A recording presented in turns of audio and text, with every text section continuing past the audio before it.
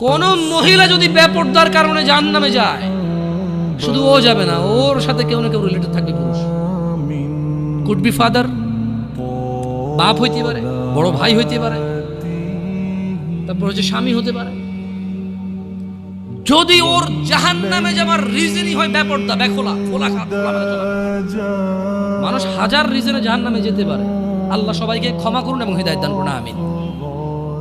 হাজারটা রিজন আছে জাহান্নামে যাওয়ার, কিন্তু যদি কোনো মহিলা, এমন মহিলা যার বড় ভাই আছে, যার বাপ আছে, যার স্বামী আছে, আর ওদের থাকা অবস্থায় তার এমন একটা অন্যায়ের কারণে তার জাহান্নাম হয়েছে, যে অন্যটা হচ্ছে তার কি খোলামেলা চলাফেরা, তার জানাবা বিচারে চলাফেরা, তার বেপরদা অশ্লীল চলাফেরা, তাহলে ওই মহিলা একা জাহান্নামে যাবে না, সঙ্গে কাউকে নিয়ে যাবে।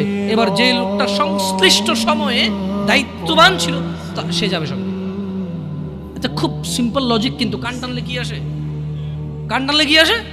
ওই মহিলা যদি সংশ্লিষ্ট রিজনে যদি জাহান্নামে যায়, সংশ্লিষ্ট সময়ে যে দায়িত্ববান পুরুষ তার অভিভাবকত্বের মধ্যে ছিল, যার উচিত ছিল তার জন্য সামর্থ্য অনুযায়ী জামা কাপড় কিনা সুন্দর দেখে, সামর্থ্য অনুযায়ী খাবার দাবার ব্যবস্থা করা, তার আর অর্থনৈতিক অবস্থার উপরে ডিপেন্ড করে, সামর্থ্য অনুযায়ী ওর কমফোর্ট জোনে রাখা হোক, সামর্থ্য অনুযায়ী যতটুকু আছে উজাড় করে দেওয়া ওর পিছনে, সংশ্লিষ্ট ব্যক্তিটার জন্য দায়ী থাকবে।